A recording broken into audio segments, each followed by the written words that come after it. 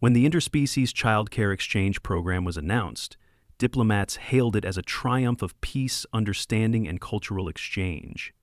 Scientists called it the boldest social experiment in galactic history. Parents were just thrilled to get a break. For Ethan Brooks, a single father from Chicago, the idea of his 6-year-old son, Tyler, spending 3 months with an alien caretaker sounded both bizarre and miraculous. "It'll be fine," Ethan reassured himself as he packed Tyler's bag, stuffing in soccer cleats, superhero pajamas, and a suspicious number of plastic dinosaurs. The Plurvians are highly advanced, they're good with kids, and honestly, they'll probably run a tighter ship than I do. Tyler grinned up at him, one front tooth missing. "Do you think they have slides, Dad?" "Probably even better than slides, buddy." That afternoon, as the ships docked in Earth orbit, the exchange began. Ethan watched nervously as a shimmering pod descended and unfurled, revealing 2 Plurivan caretakers, gelatinous, translucent beings whose body ripples pulsed in shades of blue. "Greetings, Ethan Brooks," one burbled. "We are Solm and Jari. We will provide optimal nurturing conditions for Tyler Brooks." Ethan crouched beside Tyler. "Remember, be polite, listen, and maybe don't show them your spider collection on the first day." Tyler giggled. "Okay, Dad."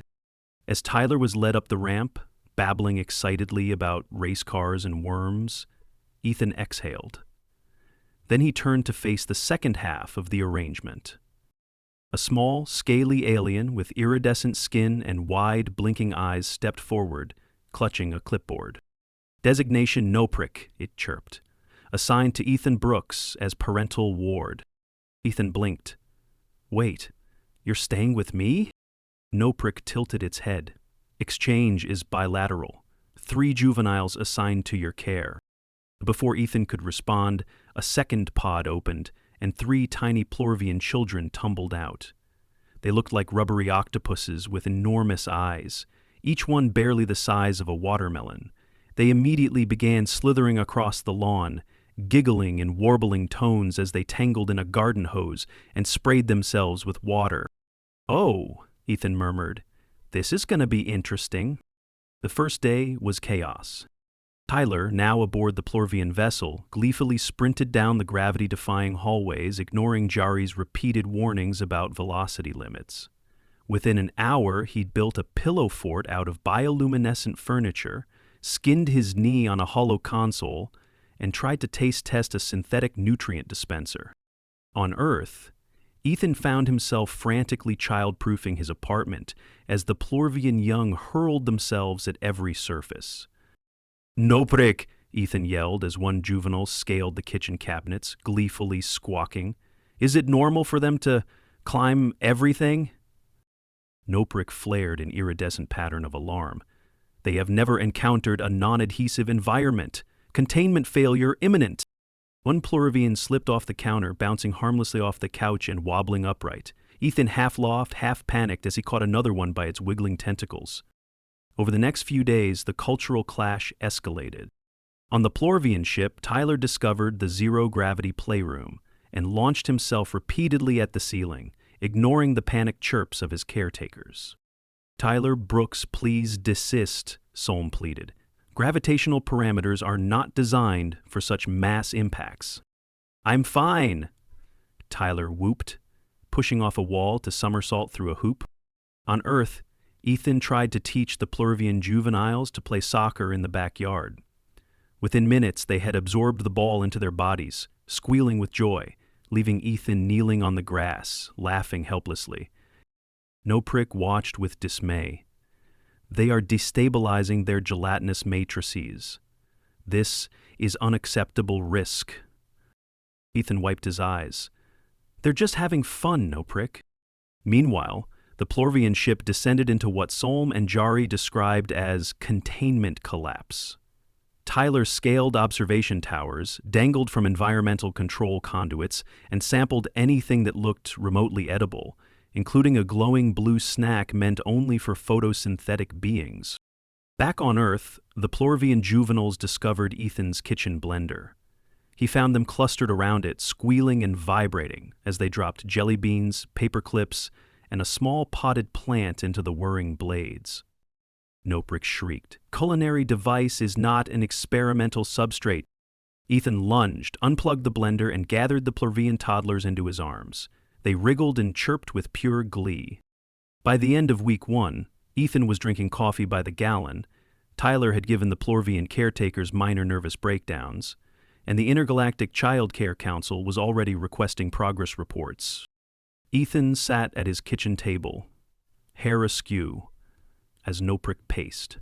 "We must submit behavioral assessments," Noprick said anxiously.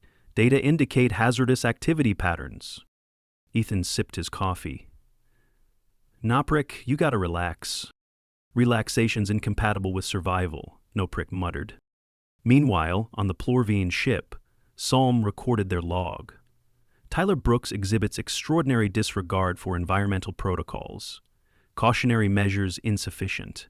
Recommend supplemental containment strategies. Also, replacement of 4 nutrient dispensers. Despite the mayhem, something unexpected happened. Ethan began to enjoy himself. Sure, the Plurvian juveniles left trails of bioluminescence everywhere and occasionally flooded the bathtub, but they also clung to his arms affectionately, sang to his plants, and watched cartoons with wide-eyed wonder. And Tyler, despite the chaos, began sending Ethan video messages. In one, he grinned toothily, a Pleurobian tentacle draped over his shoulder. "Hey, Dad, Jari taught me how to make a floating puzzle. Also, I ate a space fruit that tastes like bubblegum." Ethan laughed, shaking his head. "Of course you did." On the Plurvian ship, however, things reached a tipping point. "Tyler Brooks," Solemn cried as the boy sprinted through the aquaponics chamber, "the cephalopfish are not playmates." "I'm fine," Tyler yelled gleefully, slipping on the slick floor. Back on Earth, Ethan found himself facing an urgent transmission from the Intergalactic Childcare Council. "Ethan Brooks," the message intoned, "please report on the status of your juvenile wards and the human child under Plurvian care." Ethan rubbed his temples. "Status is complicated. Outside, the Plurvian toddlers had built a fort of laundry baskets and were bouncing happily on a mattress. Noprick hovered at the window, muttering incomprehensible warnings. Ethan took a deep breath, smiled faintly, and turned to the screen. But everyone's alive. 2 weeks into the interspecies childcare exchange, Ethan Brooks found himself crouched on the floor, covered in glittery slime, coaxing a Plurvalian toddler out of the dishwasher. "Come on, buddy, that's not a spaceship," he murmured, hands outstretched.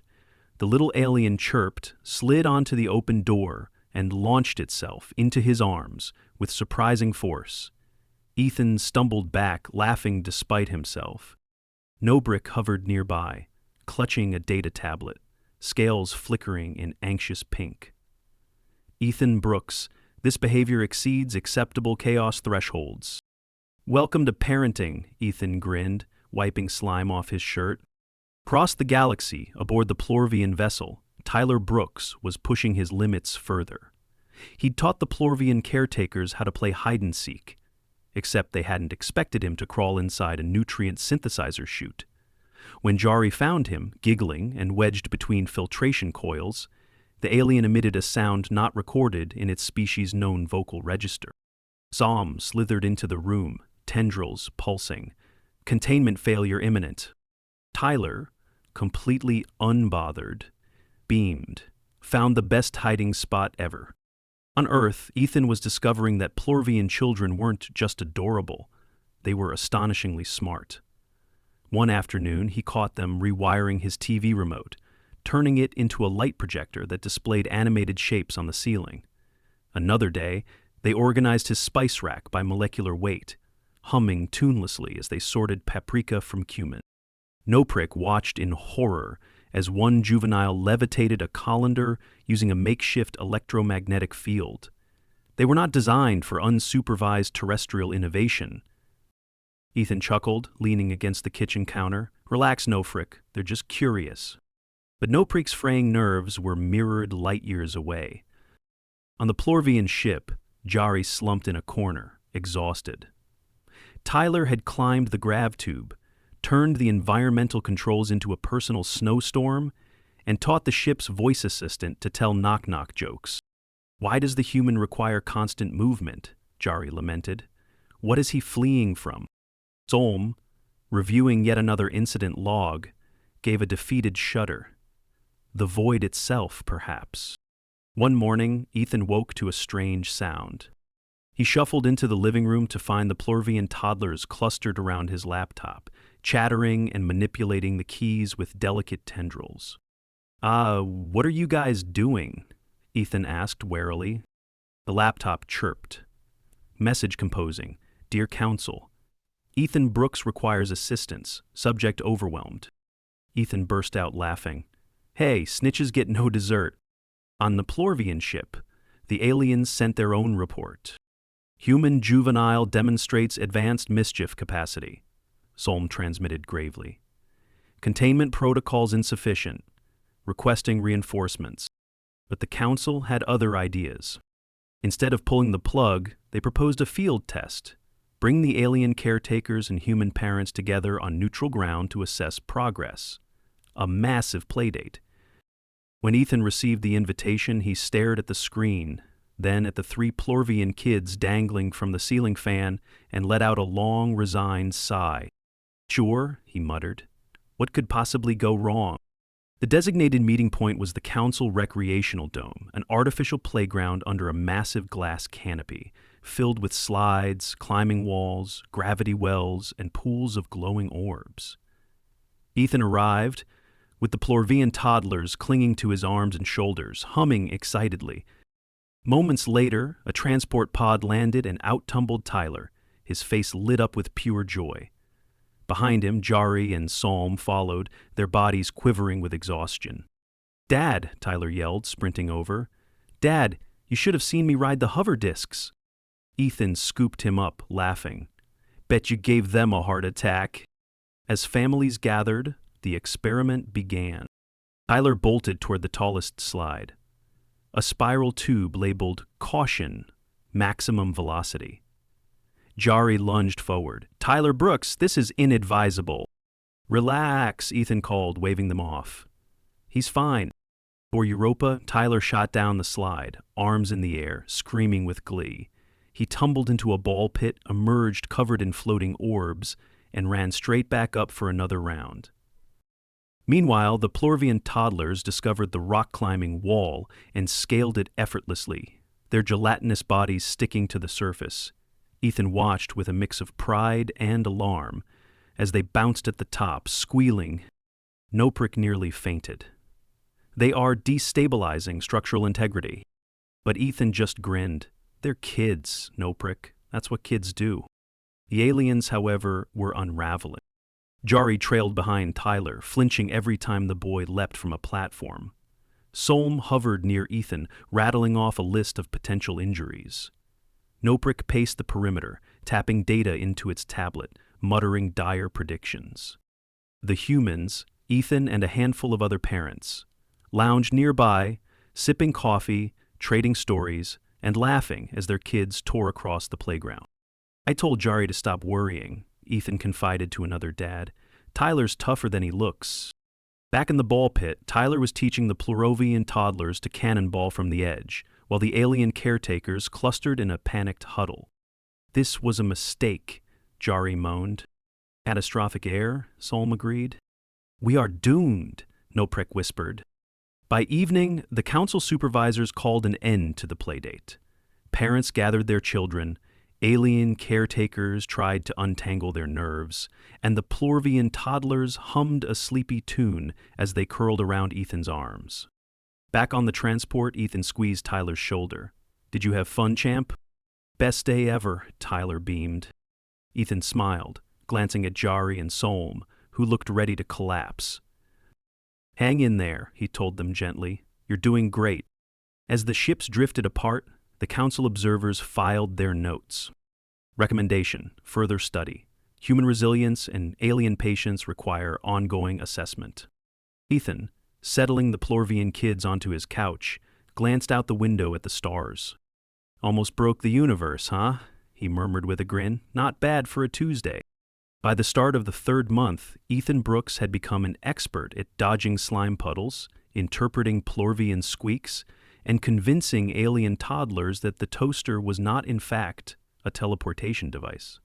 He was less successful, however, at keeping his son from rewriting galactic safety protocols. On the Plorvian vessel, Tyler had been steadily escalating his adventures. After mastering hide-and-seek and hover-disc races, he moved on to modifying the ship's cleaning drones into personal transport scooters. When Jari walked in on Tyler, zipping down the corridor, giggling wildly as two drones pushed him like a parade float, it let out a sound somewhere between a shriek and a data packet crash. "Containment breach. Solemn the human is mobile." Solemn appeared from the next room, tendrils trembling. Why is he like this? Tyler, still riding his drone chariot, grinned. "I'm fine." On Earth, Ethan was navigating his own crisis. The Plorvian toddlers had discovered paint.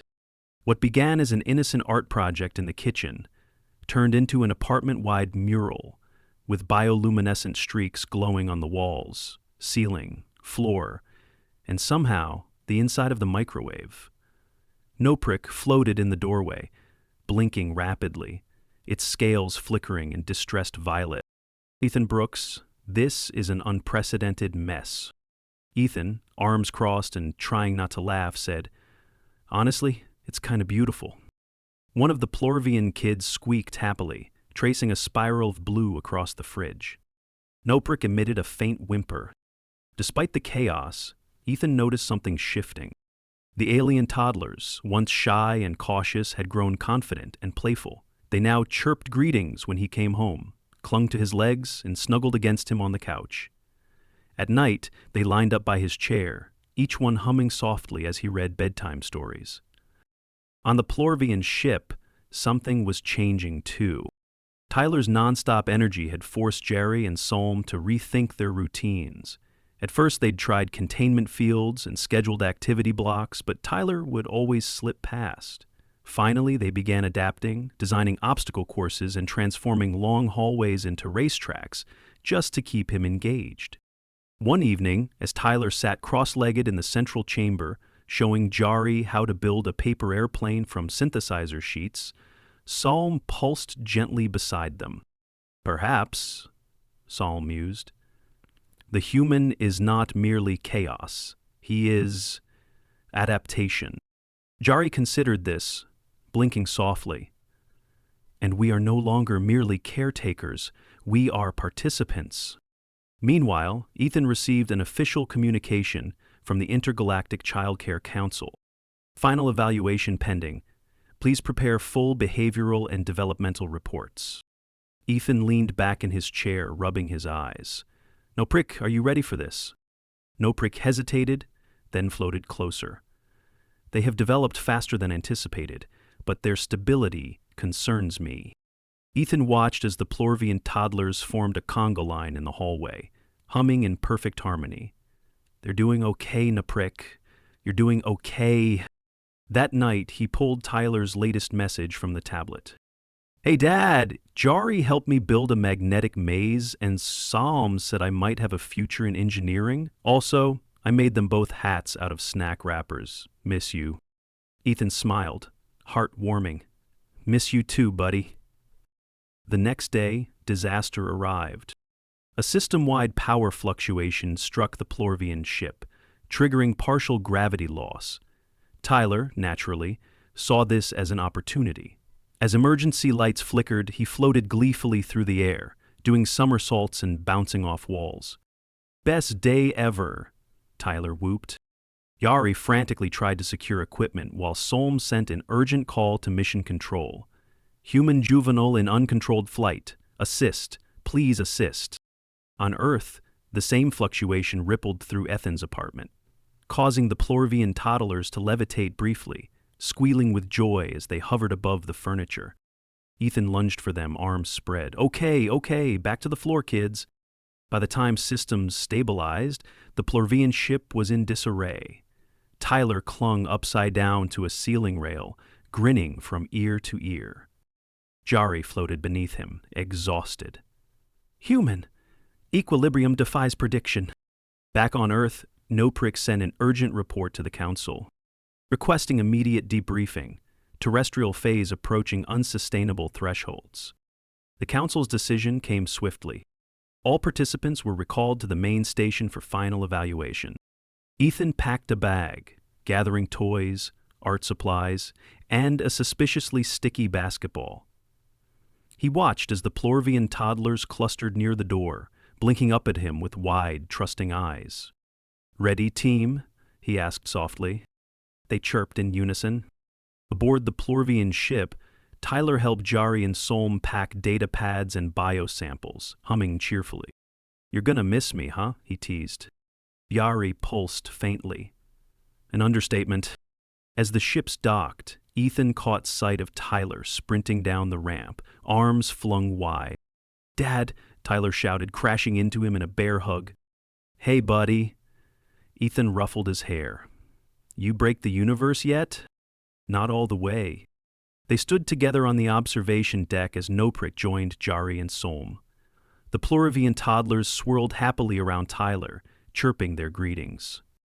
Maroon-robed council members approached, datapads in hand. "Ethan Brooks," one intoned, "and Plorvian unit, prepare for debrief." Ethan squared his shoulders, exchanging a glance with the aliens. "Let's go explain," he murmured, "how nobody died." The debriefing hall shimmered under soft starlight, a transparent dome perched over the vast, orbiting station. Ethan Brooks shifted on his bench, one arm draped over Tyler's shoulders, the other absently bouncing a Plorvian toddler on his knee. Across from him, Jari and Solm floated with tired dignity, while Noprik hovered nearby, clutching a datapad like it was the last solid thing in the galaxy. Counselors filled the central platform, tall and multi-limbed, scaled and translucent, feathered and crystalline. They murmured quietly in their languages, data streams flickering around them. One stepped forward, raising a glimmering staff. "Representatives of Earth and Plorvia," the counselor began, "we gather to evaluate the first interspecies childcare exchange."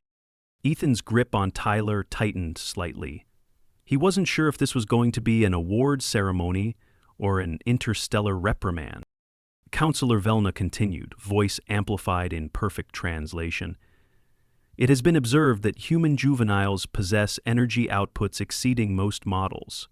Reports include high-impact landings, unauthorized environmental modification, and," she paused, consulting her notes, "repurposing of utility drones as transportation devices." Tyler gave a sheepish grin. Ethan gave his son a light nudge. The counselor turned, addressing Jari and Solemn. "Plorvian caretakers, your resilience has been commendable. Despite unprecedented challenges, you adapted. You taught, you protected, and, most importantly, you endured." Solemn pulsed a soft, glowing amber, while Jari dipped slightly, their equivalent of a bow. Noprik's scales flickered nervously as Velna's gaze swept to Ethan. "And to the human guardians, particularly Ethan Brooks," Velna intoned, "we acknowledge your patience with our youngest Plurivian citizens. Reports indicate innovative play, emotional bonding, and tolerance of structural chaos."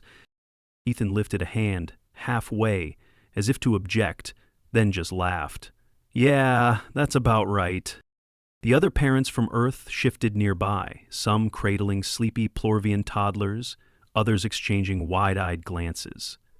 The human children danced in a loose cluster with their alien friends, giggling and swirling in circles. Tyler had tied a scarf around one Plorvian like a superhero cape, and the alien was zooming around the floor in wobbly spirals. Velna raised her hand for silence. "It is the Council's determination that the program was enlightening. We underestimated the variability of human child development and the elasticity of Plorian care systems." Noprik made a faint, keening noise.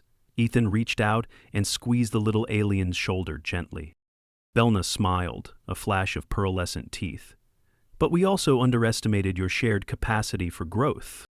A holographic seal appeared in the air between them, shimmering with the words, "Exchange complete. Phase 1 approved." Ethan let out the breath he hadn't realized he was holding. Tyler threw his arms in the air. "We did it!" Jari made a faint sighing noise. Survival indeed constitutes success.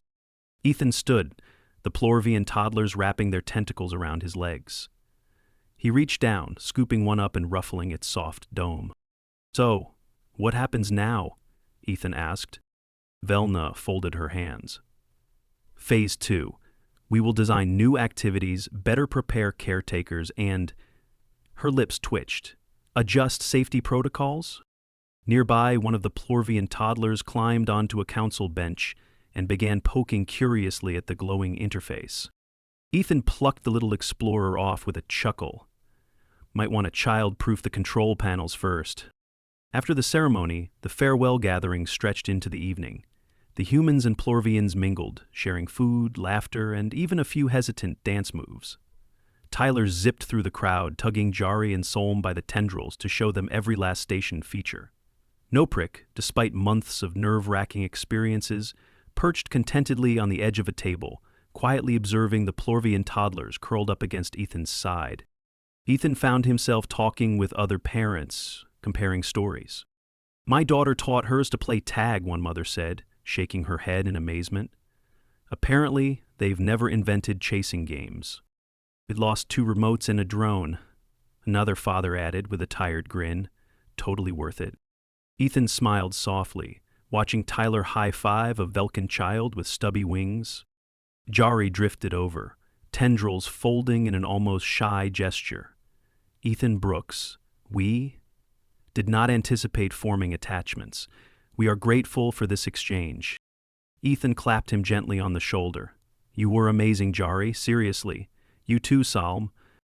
Solm gave a faint glow, the equivalent of a Plorvian blush. When the hour came to part ways, the mood turned unexpectedly quiet. The Plorvian toddlers clustered at Ethan's feet, blinking up at him. One reached out a small, jelly-like tendril, wrapping it briefly around his pinky. Ethan knelt down, smiling. "You guys are going to be just fine," he whispered, gently untangling himself. Tyler ran up, breathless. "Dad, can we visit them again?" Ethan ruffled his hair. "Maybe one day, champ." As the transport pods arrived, the humans and Plorvians embraced in the strange, improvised ways they'd developed over the weeks. Ethan and Tyler pressed their foreheads briefly to Solm and Jari. The Plorvian toddlers wrapped around Ethan's ankles once more in a final goodbye. Even Noprik, usually all sharp angles and anxious flickers, extended a cautious hand to Ethan. "Thank you," Noprik murmured. Ethan smiled, gripping its 3-fingered hand. "Any time." As the ships lifted into the stars, Ethan and Tyler stood on the observation deck, watching the glittering trails. "Dad?" Tyler said softly. "Yeah, buddy. I think we were kinda awesome." Ethan let out a laugh, wrapping his arm around his son's shoulders. "Yeah, we kinda were." They stood in comfortable silence, the universe stretching wide before them. Back home, weeks later, Ethan found a small package on his doorstep. Inside was a Plorvian crystal, softly pulsing with light, and a simple message. "To Ethan Brooks and Tyler Brooks, you survived us and we survived you. Until next time." Ethan placed the crystal on the mantel, smiling as Tyler whooped and spun in circles. Maybe they had almost broken the universe, but somehow they'd made it a little better, too.